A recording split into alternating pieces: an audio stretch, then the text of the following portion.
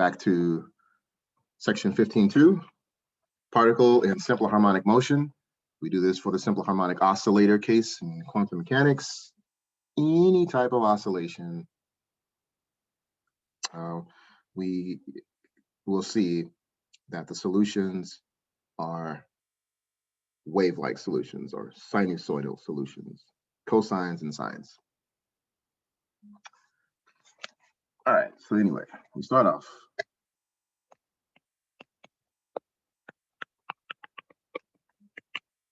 Particle in simple harmonic motion. So as we've already done ad infinitum since day one, represent mass as a particle. This is this given nomenclature. All right, mass on a spring system, so that mass would be a particle. In the spring force, we know that we have k delta x equals mass times acceleration. So that delta x is the displacement from 0.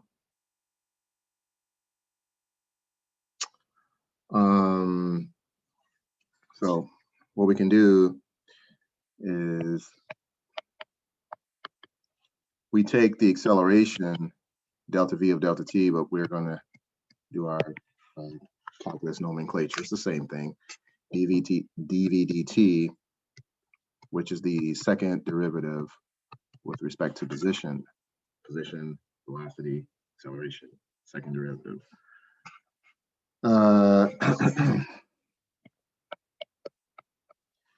Then we have mass d squared x dt squared equals, I'm going to say, sake of argument, just put it represented as x. We know it's delta x because we don't have limits from x initial to x final, so it's delta x, whatever. So this is the same equation. This is force, mass times acceleration equals negative k delta x, which is the spring force. The spring force makes up the net force. So far, so good, I hope. So now what we want to do in this equation here, what we're trying to do is make a position as a function of time. So we have to isolate, bring all the x's together and make a formal equation in terms of x. So everything that's not in terms of x, we can move it to the other side. So then we have to get all the x's together and get all the other stuff on the other side. So the second step is to just isolate d squared x dt squared. That's going to be negative k over mx. So as you can see so far, one x is on the right, and then we have an x on the left. So we got to bring those guys together, and everything else goes on the right side. So one of the tricks in solving an ordinary differential equation is to make a substitution for this mess here on the left. So it makes our life easier. So we can say let a variable r equal dx dt. And that means that it's really like a quadratic equation method of solving ordinary differential equations, where we have r squared plus br plus c. In this case, we just have the r squared term. Okay, that's r squared equals d squared x over dt squared. So substitution on the left, substitution on the right, just to make, get rid of the fraction, to deal with it explicitly, we could. So we can just make a substitution for this, negative k over m, or just k over m. And as I mentioned before, this omega squared business is a substitution variable that equals k over m. Therefore, omega is the square root of k over m, which we've been dealing with explicitly, but without seeing where it comes from, sort of thing. So we make that substitution on the right, and substitution on the left, and so we're ready to solve everything out. So then we have r squared equals negative omega squared, because omega squared is k over m, x. All right. So I like to deal with squares. We want to deal with the base unit. So we take the square root of both sides. So the square root of r squared equals the square root of omega squared x. So we're taking the square root of the terms that are squared. And proceed from this point. So then we'll have r equals the square root of negative omega x. And we know that the square root of a negative is not a real number. So we have just, and this is when it's good plus minus on the outside. We have plus minus I omega x, because we know the square root of a negative number is a complex variable. Plus minus I omega x is equal to r.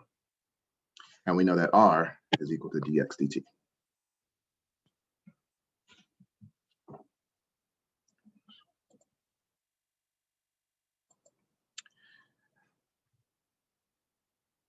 Well, we're just taking the square root of the square terms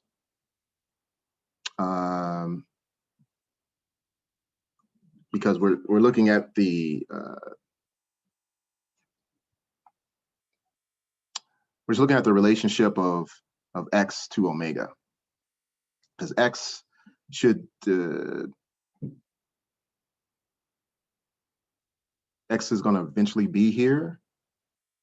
So this is r squared. So r is dx dt equals omega x. So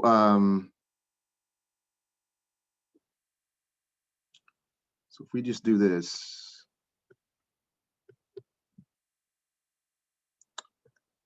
it's really just math relationship we're trying to get. We're trying to get a situation where this dx dt, which is plus minus omega x, trying to get this to become, which is our next step anyway, dx over x, and we're going to integrate both sides because we got to get rid of this derivative here. And so we're just leaving x out of,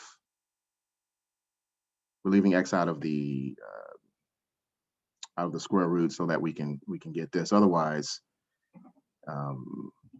mathematically, it just won't work if we took the square root of that. So then we'll have I omega dt. So it's just this is like a little math trick that enables us to get what we need to for the final solution. So that's long and short of that. So anyway, as I said, r is equal to dx dt. And that equals to plus minus I omega x. And so, like I said at the beginning, we want to get all the x's together and everything else on the right-hand side, or the other side, whatever that is. Okay. So if we get all the x's together, so we say dx divided by x plus minus I omega dt. So we just multiply both sides by dt over here and divide both sides by x. But since we have derivatives on both sides, the best thing to do is to take the integral of both sides. When we're trying to reduce the derivative down to a constant, we take an integral. Anytime we have a derivative, we want to piece everything together as one unit. So in order to get x, we have to integrate both sides of this equation. You have to integrate dx over x, as well as integrate the dt here. So basically, everywhere you have a derivative, you want to integrate. So that leaves with, if you say that you're starting from the equilibrium position, which is 0, and you're going to some position x, your limits will be from 0 to x, dx over x. And then this will be plus minus I omega, times 0 to time t of dt. You're integrating everything with respect to your derivative. Well, the integration of this, just going to tell you, this is the rule if you haven't seen it already, it's a natural log. Anytime you have a derivative dx over its variable, dx over x, dy over y, dt over t, anything of this form is going to be a natural log. The solution of this integral is a natural log. So you have ln x going from 0 to x equals plus minus I omega, and the integral of dt is just t, from 0 to t. And so we'll just say t because times 0 is meaningless. I mean, we can just throw that out, t equals 0. So this expression here, we have this limit up top is your final term. It's like final minus initial. This will be your x final. This will be your x initial, final minus initial. So we're going to just take those two terms and substitute it into wherever x is. And say natural log of x minus natural log of 0 equals plus I omega t. And t, just for the sake of argument, t is 0. Just t. Natural log of 0 is unphysical, so we can just throw that out. It just doesn't mean anything for us physically speaking. Mathematically, okay, that's the solution. But again, we're going to take the math solutions and what do they mean physically? Because you can throw some stuff out in a solution that doesn't have any physical relevance, like natural log of 0.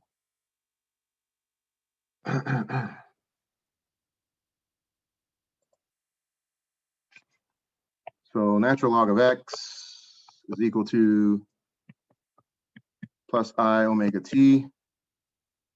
And then we just want x, so we divide both sides by natural log.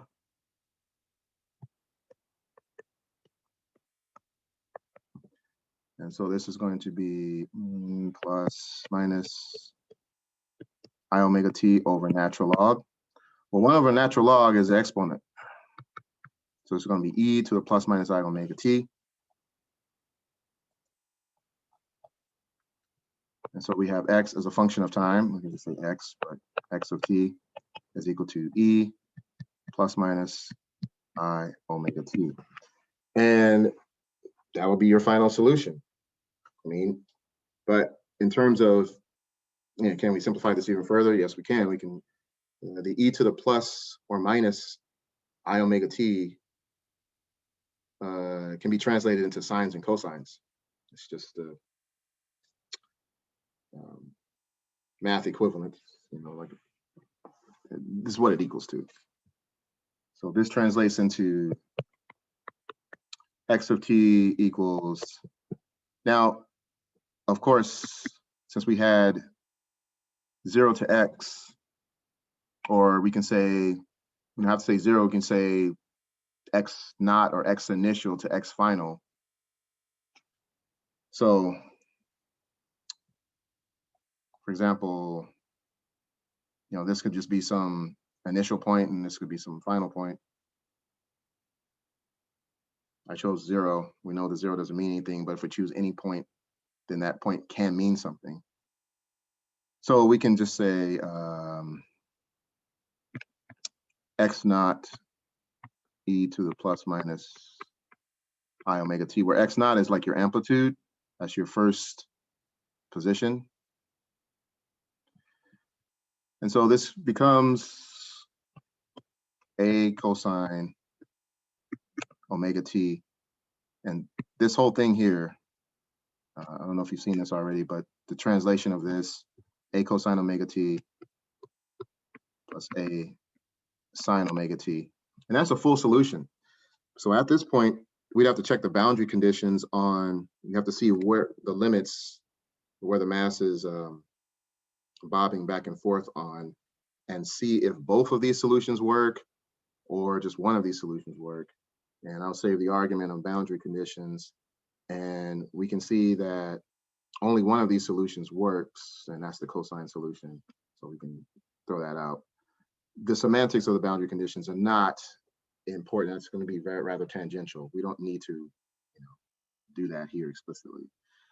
So that's how we get our cosine function, our x of t, our position as a function of time for mass on spring, a cosine omega t.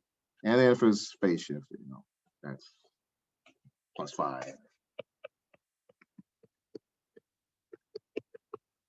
But usually that's 0, so we just left with this. So that's where it comes from. For the first force equation, negative kx equals mass times acceleration.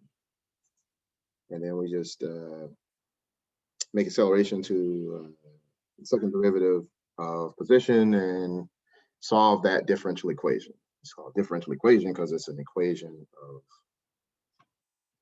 following derivatives, differentials. So that's where it comes from. Just wanted to show that, and because we've been using it explicitly, so there's no more necessity with that. So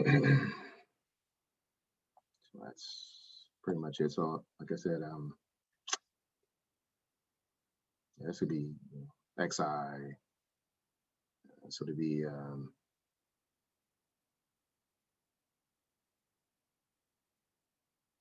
so I guess 0. That is chosen there if I start from 0, but it could just be x final xi. So we don't want to just use something that's unphysical. Now, if our limits were 0 to x, fine. Then we can just throw it out. But we know, customarily speaking, that this is just x initial. And so therefore, we literally would have natural log of x minus this will be natural log of x final over x initial. Divide both sides by natural log. I just say x because we know it's going to be a final position anyway. These go away. Multiply both sides by xi, x naught, whatever. And that's, how you get this.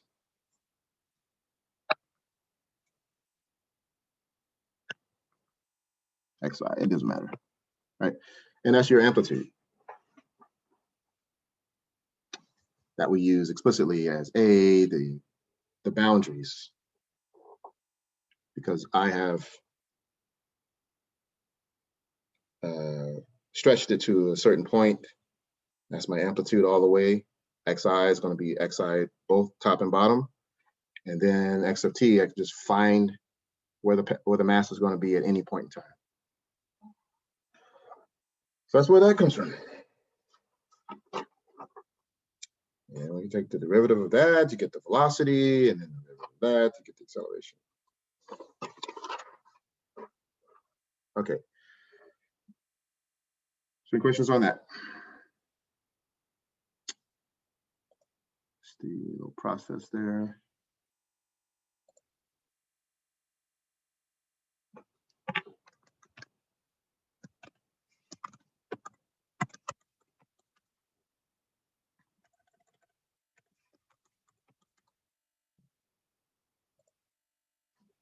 Okay, so the next thing we want to do is go back to, if you go to your textbook, we're going to go back to section 6.4, and we're going to deal with the concept of air resistance. So section 6.4.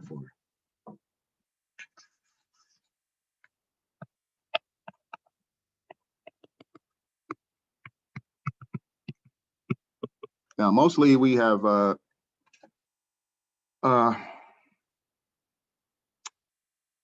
discounted air resistance, and air resistance is negligible, but it's a real thing. So in actuality, we have to deal with it depending on how much air resistance we have.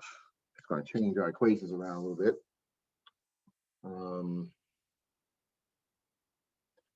So let's tackle that concept. So section 6.4 of, I'll be right back to the text.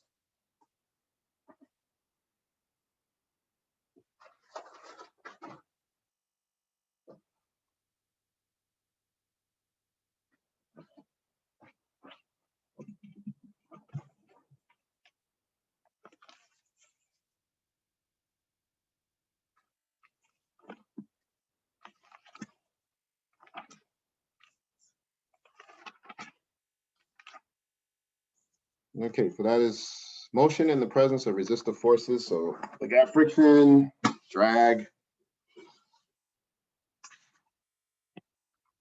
Okay, so we start off with, so let's say we have a particle fall into the earth. We have this air resistance force that we're going to call, it's just given this term B for air resistance constant, negative BV. It's just formula for air resistance. And then we have the force due to gravity, or weight. I'm going to take those two forces, and we're let's set that equal to our net force.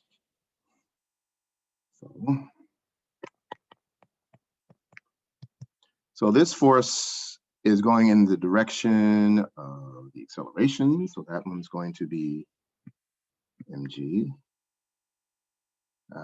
And then BV is opposite the acceleration in the system. So just in terms of what we've always been doing with these forces, so acceleration is this way. So the force that is going to be going with the acceleration is going to be positive, and the one going against it is going to be negative. So it's not that you're then going to make this positive. It's just that, we're going to have this positive force minus this force going the opposite direction, which is negative B. And then that's going to be equal to mass times acceleration. So that's our net force equation that we start off with. So MA equals mg minus BV. And so now what we want to do is we want to get, our job is to, as we can see here, is to get velocity as a function of time. What is the velocity going to be at any moment in time? And so what we have to do is similar to what we did before with the differential equation for a mass spring system, is to get V by itself, and after we've done a bunch of other operations. Okay, so one thing we start off with is we can get an equation for acceleration, because acceleration is going to be dv dt, and then we can get all the v's together and get everything else on the other side. Very similar to what we just did. So acceleration is going to be, so it's going to be g minus bv over m. All right, so, but we know that, let's call it step 1, step 2. So we know the acceleration is dv dt, and that's going to be equal to g minus bv over m. So again, like we had before, I mean, this could be very simple if we ignore gravity. We can't do that. So probably very simple at this point. So the g term wouldn't be there. We would just have dv over v, and then everything else, negative b over m dt. We take the integral of both sides, and we have our exponential equation. And velocity is a function of time. We probably simple, but we can't ignore gravity. All right, so then step 4, we have a situation where we want to get all this, we're going to take this entire term, move it over to the left. That involves v, and then dt goes to the other side. So we have an integral of dv over g minus bv over m, and this dt by himself. I'm just going to integrate that. So this is weird. dv is not over a simple variable v. dv over v is going to be over this whole chunk. So what we have to do at this point is do a substitution. Something that, you know, sure you guys have done a lot in your calculus classes, is when we get to a complex integral of this nature, we do a substitution to make our life a little easier. So the thing we're going to substitute, so we're going to say let u equal this term g minus bv over m, and then step 6, we're going to say after we make substitution, we're going to take the derivative with respect to du, with respect to v, du dv, and then what we have is just negative b over m. Just a substitution rule. If unfamiliar, this is, if any of this is unfamiliar, we can just follow it the best we can, because at the end, I'm just going to have the final solution, and then I'm going to have you do a little exercise with that. Okay, so this is what we're going to get. Make our life easier. Substitution u g b might be over g minus bv over m, and du dv, because also we want to get you know, like this expression for dv, right? Because we have dv in the numerator here, and so part of our task is to get an expression for that so we can make this whole integral a lot easier. Because as you can see here, this is going to, down here is going to be u, and up here is going to be something in terms of du. So we're going to make, you know, simplify that.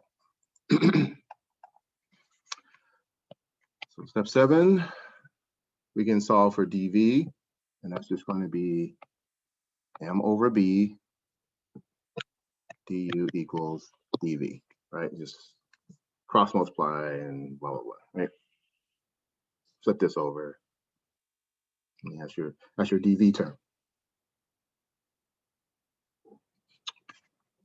And then 8th step, back to the main integral, negative m over b du over u, right? Because u was this expression, g minus bv over m, and that's going to be equal to the integral of dt, which is just t. Integrate the partial there, the derivative there. It's just going to be the variable t. dv, integral dv is just v, integral dm is m. That should be well known for you. So then step 9, the integral of this will just be m over b. This is a constant, so I'm just actually just integrating this. And then just like before, that's going to be natural log of the natural log of u, and u is equal to bv over m. And that goes from, okay, so we started off, let's say we just dropped it. We started off at 0 velocity, and we're going to go up to some non-zero velocity, 0 to v, and that equals times t. All right, so then at this point, we'll have left-hand side natural log g minus bv over m, because v into v is just itself, whatever the v is. And then this is going to be subtracted with natural log of g, because the lower bound here is 0, so this goes to 0, and this is just g. And then this becomes negative b over mt. Just get rid of that. So now we have the natural logs like we had before in the other case. So step 11. So I'm just going to switch this around to give Bm over T equals to natural log of G minus BV over M divided by G. And again, we're left with that situation as before. We get rid of natural log because we eventually just want V. And so we divide by both sides by natural log. Okay, 1 over natural log is the exponent. So it's E minus B over M T equals to, well, of course, this is just G minus BV over M G, like that.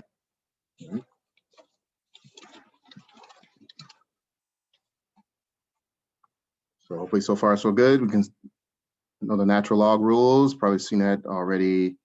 Should have already seen that in your trig classes.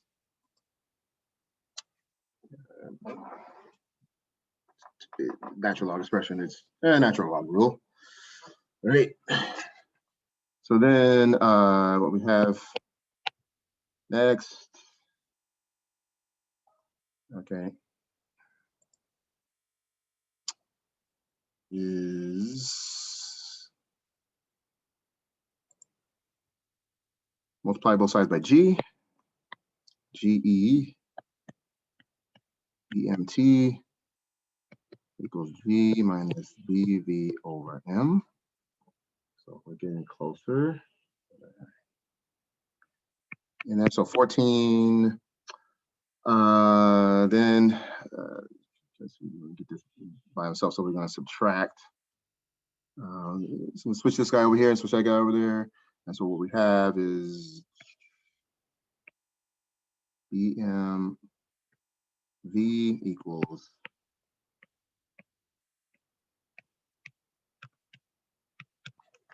okay.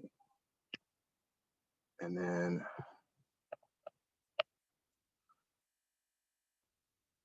V by itself, so we're going to multiply it by M over B.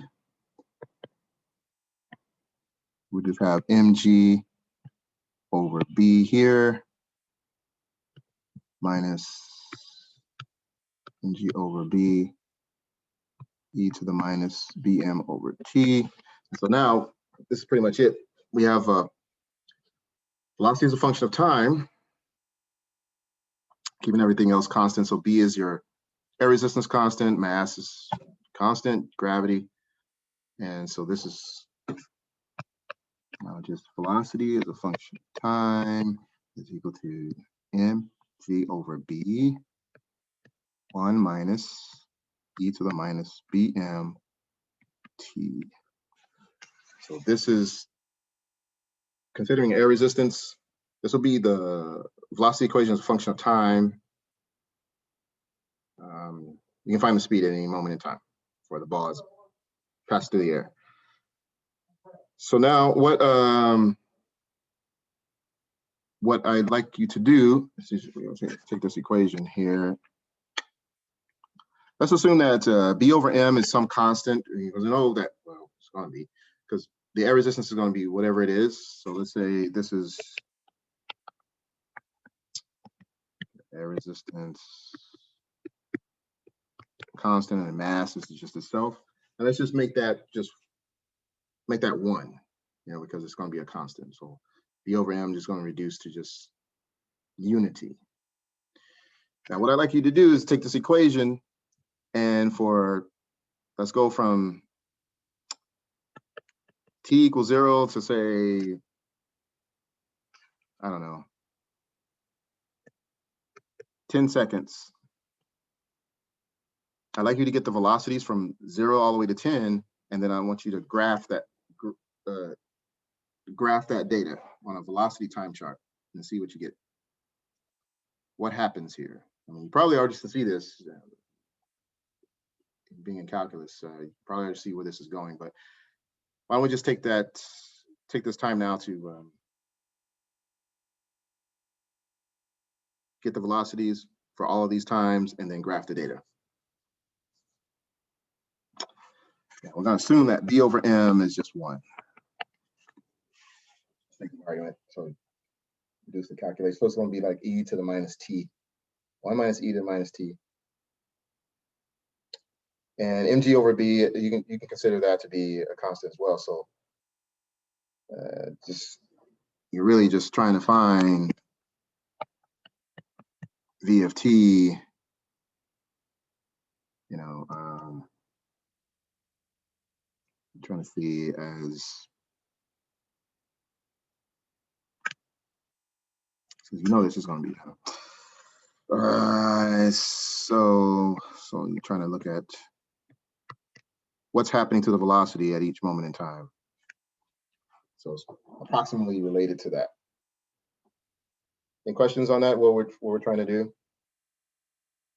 I'm going to go from t equals 0. What is the velocity at t equals 0? 1 all the way to 10, and graph the data, see what you get.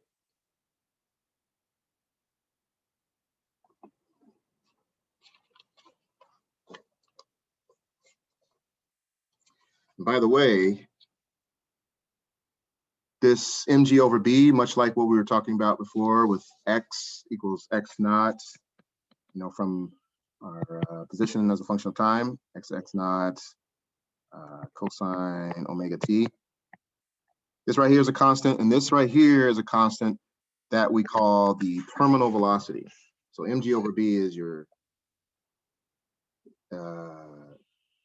like you fall in the air, and at some point you're going to reach a point where the air resistance and the force due to gravity are going to balance, and you're going to be coasting down at terminal speed.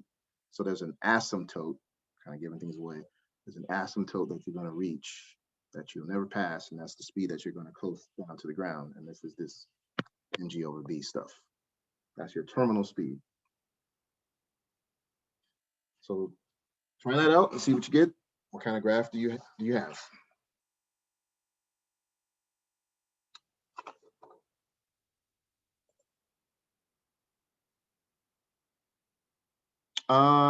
Not Earth's gravity. It's just going to approach mg over b, whatever that would be, depending on what. Sure, yeah. It's going to approach this. So, like I said before, if you've already seen this equation in calculus, you can kind of see where, you know, this is going to be an asymptote. Or, you know, if you don't see it, just figure, you know, see what you can get here. So e to the minus 0 is, okay, it's 1 over e to the 0. Give you some practice in using exponential equations.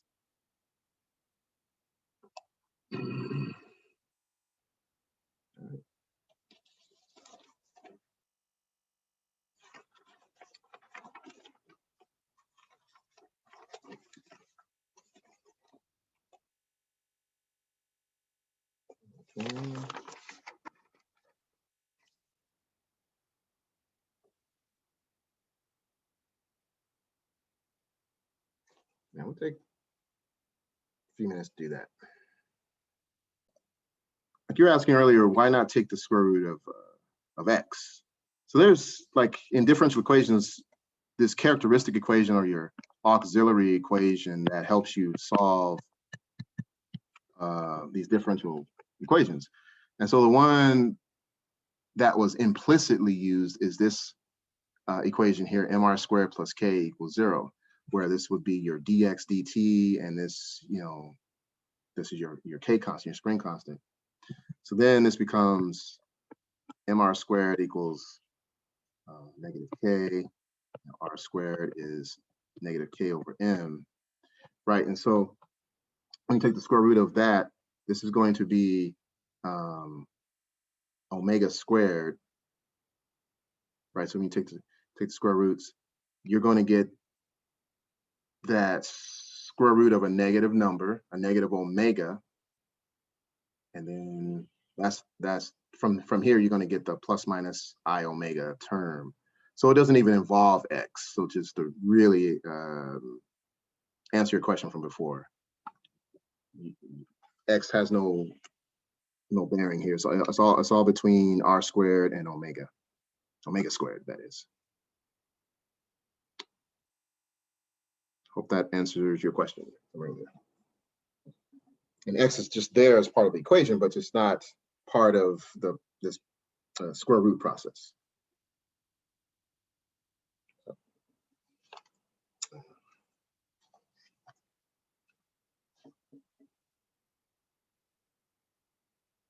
So we're all done with that exercise. Velocity over t, see what's going on.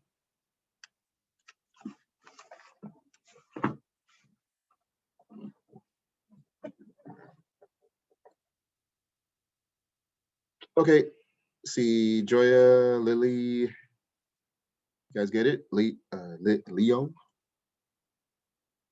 still working? Yep, as in you got it. All right, you're all good. Yeah, okay. So let's just move on with this. I mean, you probably have seen this already. So like I said, it's velocity as a function of time proportional to 1 minus e to the minus t. Now I already got the one for 0. So t, so it's going to be 0 starting here. And so I just went forward instead of just doing e over 1, e over 2. How about if t goes to infinity? Well, this is going to be like this. And that just becomes 0. So, and then remember we had the mg over v. So I'm going, as I get further, as t goes to infinity, this whole function is going to approach 1 constant. And it's going to be my terminal velocity, mg over v. So that's, mathematically, that's what that looks like. And physically, that's what happens when the force is balanced. Air resistance and force of gravity coast at mg over v. And depending on the weather, your b parameter is going to be whatever. For the most part, in a certain region, it's going to be constant. Okay.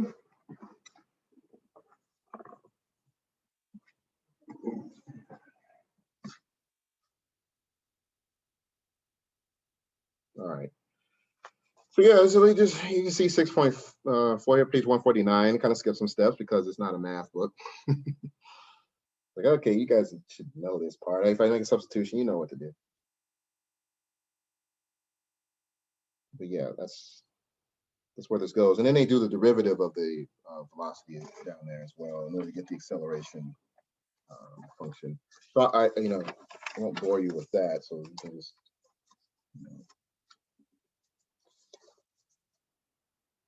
take it as is. If indeed since our velocity equation is mg over b, 1 minus b over m t, and this is constant. Acceleration, we're going to get g e to the minus b over m t. So the acceleration is going to go to 0. So exponential decay. So e to the minus x, constant gravity, right? So the acceleration time function is going to look something like, we start out for some particular value acceleration, largest acceleration, and then it's going to just decay as t goes to infinity, because this is like a form of that.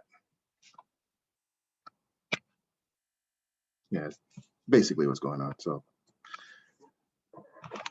any questions regarding that? Just a simple graph, and this is the derivative of this function here.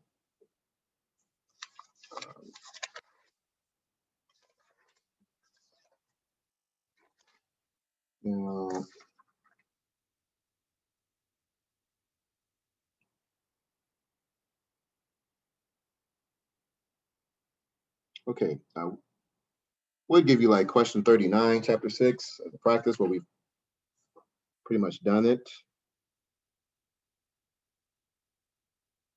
But it's related.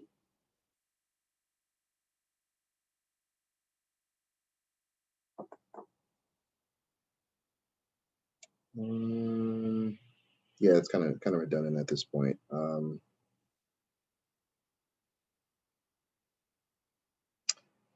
I say in context though. If you'd like to try question 39, pretty much done the most of that question already in deriving the velocity as a function of time. But it's just there's a couple of additional questions there. So the time that remains, take a stab at number 39, chapter 6, page 158. And that's all I want to really say today is to talk about where the mass spring function comes from, position as a function of time, and we've been using it for a while now. And then to derive the air resistance equation, derive velocity as a function of air resistance.